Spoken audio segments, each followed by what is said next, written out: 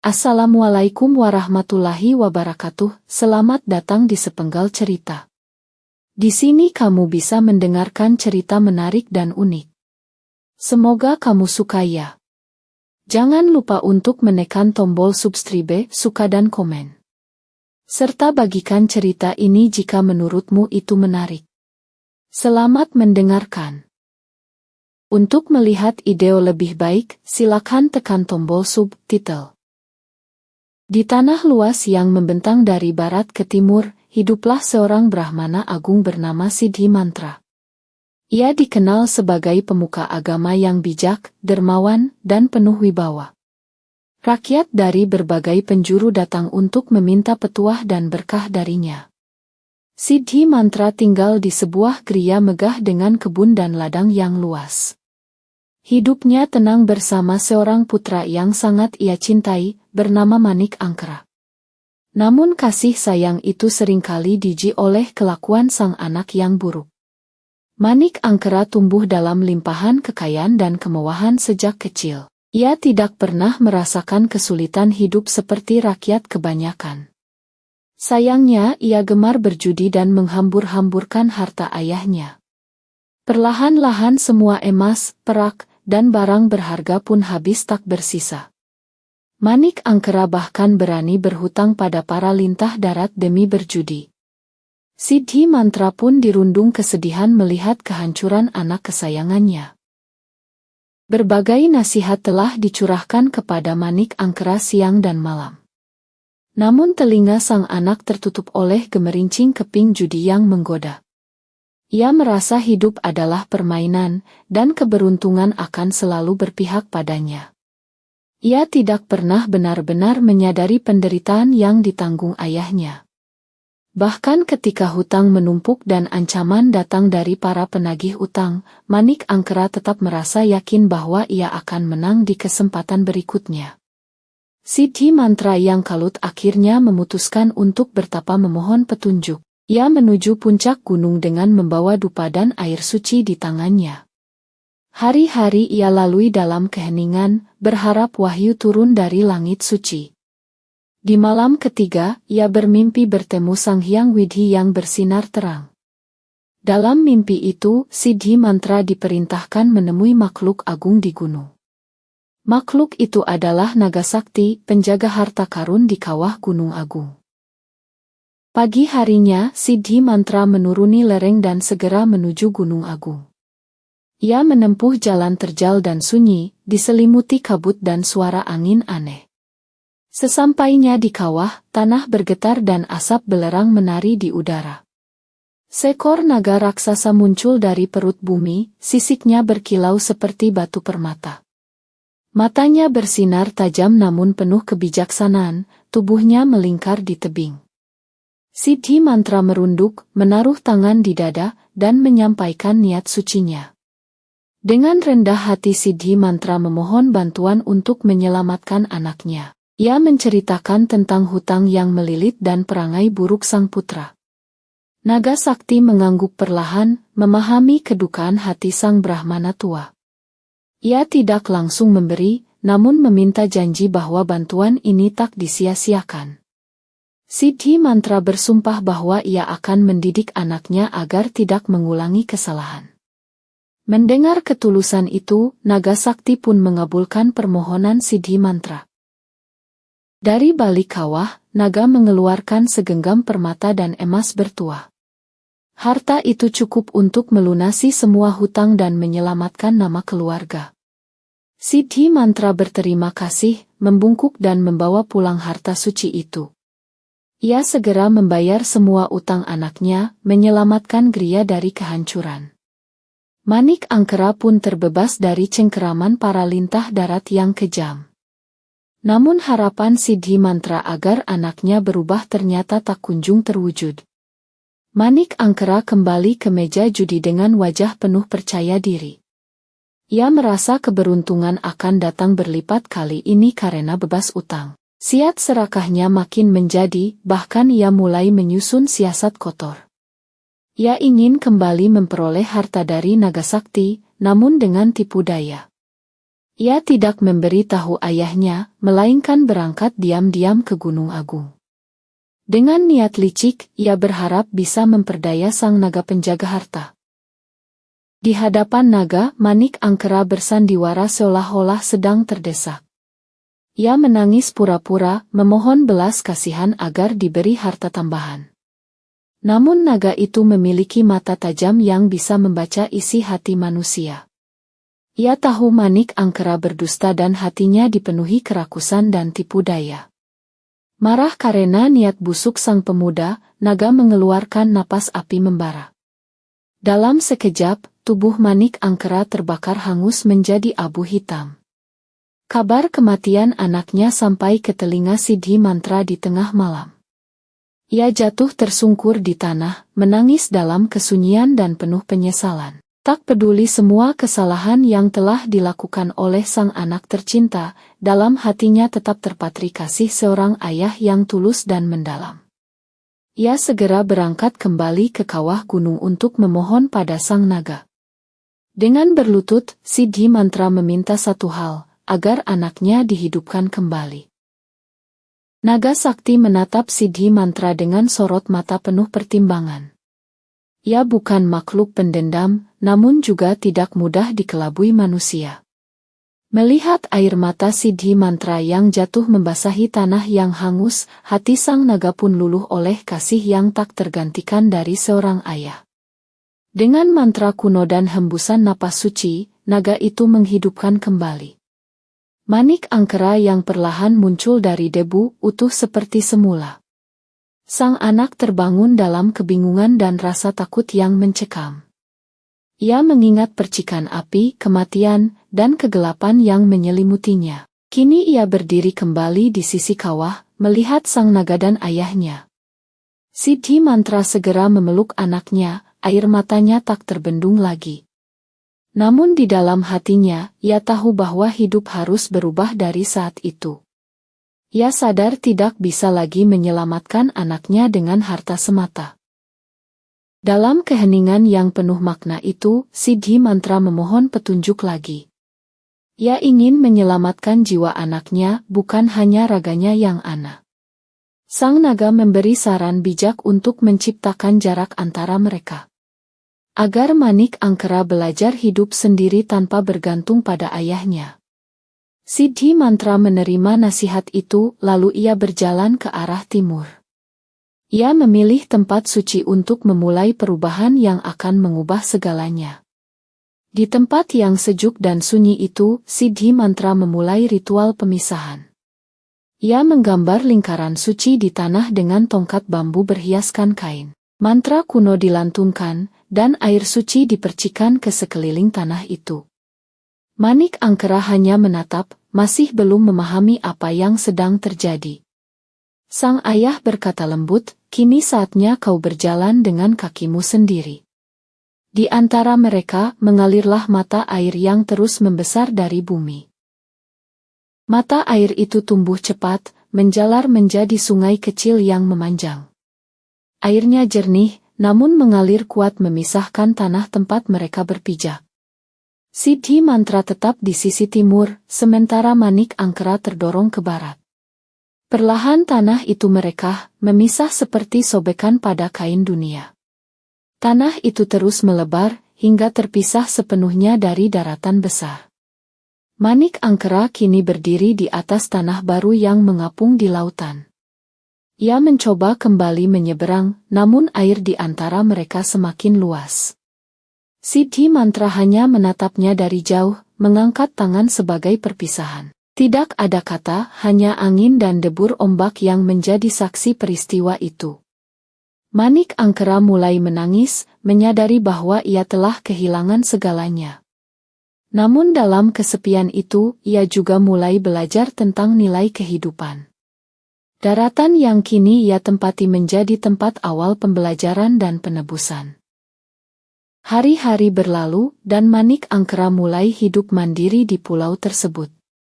Ia membangun tempat berteduh dari bambu dan dedaunan hutan sekitarnya. Ia mulai bercocok tanam, menangkap ikan, dan mengumpulkan kayu bakar. Tidak ada kemewahan, hanya keringat dan kerja keras yang mengisi harinya.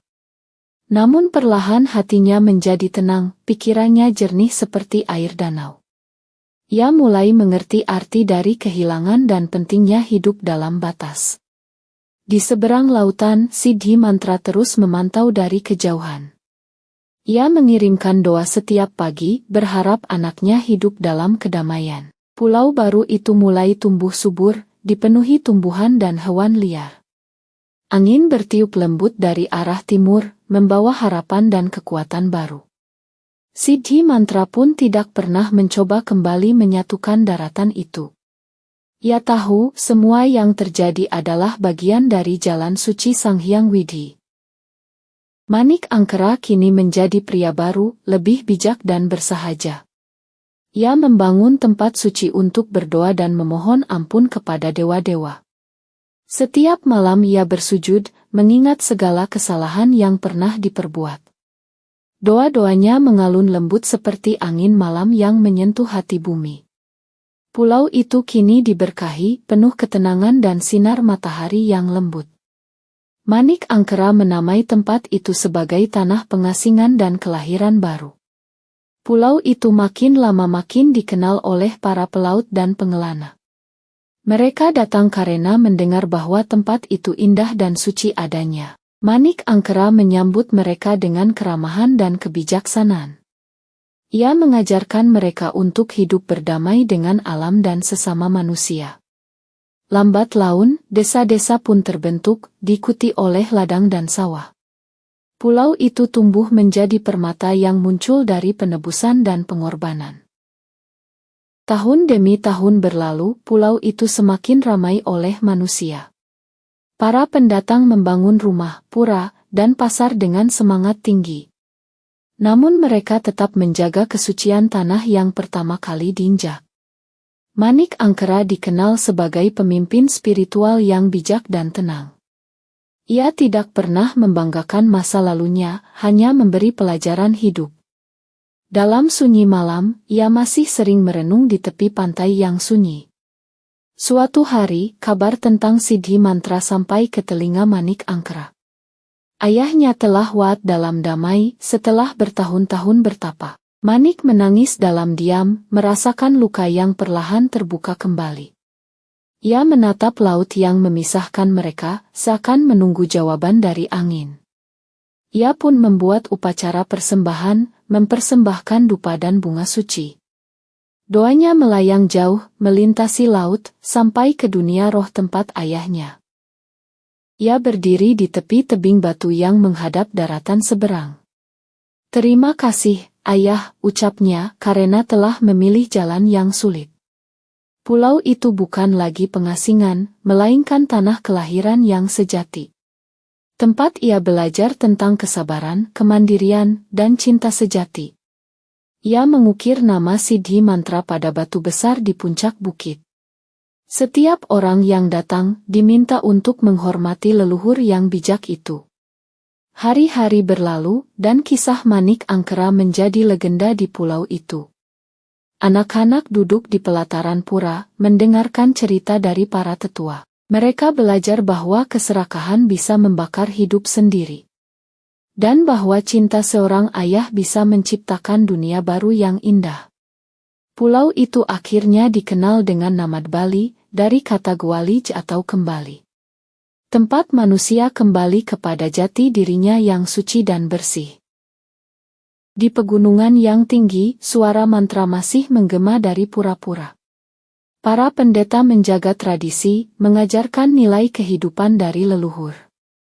Air mata Siddhi Mantra dan api naga menjadi dua elemen tanah Bali. Air yang menyucikan, api yang membakar dosa, menyatu dalam harmoni. Tanah itu pun diberkahi oleh dewata, dijaga oleh roh suci dan leluhur. Bali tumbuh sebagai tanah spiritual yang kuat dan dihormati. Gunung Agung yang dulunya saksi bisu kini jadi pusat pemujaan suci. Di lerengnya berdiri pura besar yang dituju oleh para peyara. Mereka datang membawa bunga, dupa, dan ketulusan dalam hati. Semua mengenang Siddhi Mantra dan naga sakti yang menjaga keseimbangan. Gunung itu menjadi lambang kekuatan dan kebijaksanaan yang abadi. Dan mata air yang dulu memisahkan, kini menghidupi ladang dan sawah. Manik Angkera hidup hingga usia tua, dikelilingi oleh cinta dan kedamaian. Ia tak pernah menikah, memilih hidup dalam pelayanan bagi sesama. Setiap keputusan yang ia buat selalu mengingat ajaran sang ayah. Ia selalu berkata, jangan ulangi kesalahan jika tak ingin menyesal. Saat ajalnya tiba, ia meminta dikuburkan menghadap laut ke arah timur. Agar ia tetap melihat tempat ayahnya yang tercinta bersemayam dalam damai. Penduduk Bali berduka, dan mengadakan upacara besar untuk Manik Angkera. Mereka membakar dupa dan melepaskan perahu kecil ke laut sebagai simbol pelepasan jiwa yang telah bebas dari beban duniawi. Roh Manik dipercaya menyatu dengan angin yang melintasi pulau. Ia menjadi pelindung tak terlihat, menjaga keseimbangan dan keharmonisan. Namanya disebut dengan hormat dalam setiap doa dan upacara suci. Pulau Bali terus tumbuh menjadi tempat pertemuan para pencari jiwa. Orang-orang datang untuk belajar, berdoa, dan menemukan diri mereka. Pura-pura didirikan di seluruh penjuru, menghubungkan langit dan bumi. Mantra-mantra Siddhi Mantra menjadi landasan ajaran spiritual Bali. Legenda itu tidak tertulis di batu, namun tertanam dalam hati manusia. Sebuah pelajaran yang diwariskan dari generasi ke generasi dengan sakral. Pada malam bulan purnama, suara gamelan menggema dari desa-desa. Penduduk menari di bawah cahaya rembulan, menyatu dengan alam semesta. Langkah kaki mereka mengikuti irama alam dan detak bumi yang tenang. Setiap gerakan mengekspresikan rasa syukur kepada leluhur dan dewata. Mereka mengenang kisah Siddhi Mantra dan Manik Angkera dalam seni tari. Legenda yang tidak akan pernah hilang selama Bali tetap berdiri. Di hutan-hutan yang rimbun, masih terdengar suara burung suci berkicau. Tanah Bali dijaga oleh roh-roh penjaga yang tak kasat mata namun nyata. Orang-orang yang masuk dengan hati tulus akan merasakan kedamaiannya. Namun yang datang dengan keserakahan akan tersesat dan hilang arah. Keseimbangan antara manusia, alam, dan roh menjadi hukum tak tertulis. Dan kisah ini mengajarkan bahwa tidak ada pengampunan tanpa perubahan. Dalam naskah-naskah kuno yang disimpan para pemangku adat, tertulis tentang Siddhi Mantra yang berhati mulia dan sabar. Ia tak hanya menyelamatkan anaknya, tetapi juga menciptakan peradaban. Pulau Bali yang kita kenal kini adalah buah dari air mata dan doa suci. Sebuah tanah yang muncul bukan karena keserakahan, melainkan pengorbanan. Dan setiap manusia di Bali hidup untuk menjaga warisan itu dengan sepenuh jiwa. Saat anak-anak bertanya dari mana asal tanah yang mereka injak, para tetua akan duduk bersila dan mulai menceritakan legenda itu. Dengan suara lembut dan mata penuh cahaya, mereka mengulang kisah lama. Bahwa cinta bisa memisahkan dua daratan demi menyelamatkan jiwa. Dan bahwa bahkan naga pun bisa luluh oleh ketulusan hati manusia. Kisah itu hidup, tumbuh bersama waktu, tidak pernah memudar. Di pantai timur Bali, setiap tahun diadakan upacara penghormatan.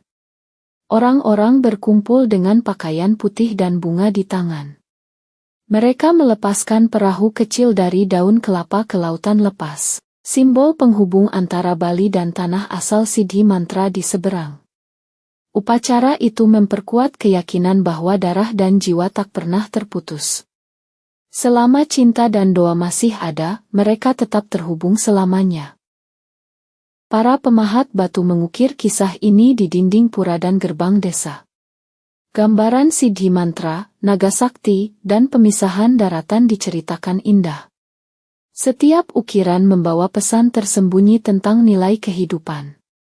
Tak hanya sebagai seni, tapi juga sebagai pengingat dalam keheningan. Seni dan legenda berpadu, menciptakan identitas spiritual yang kuat.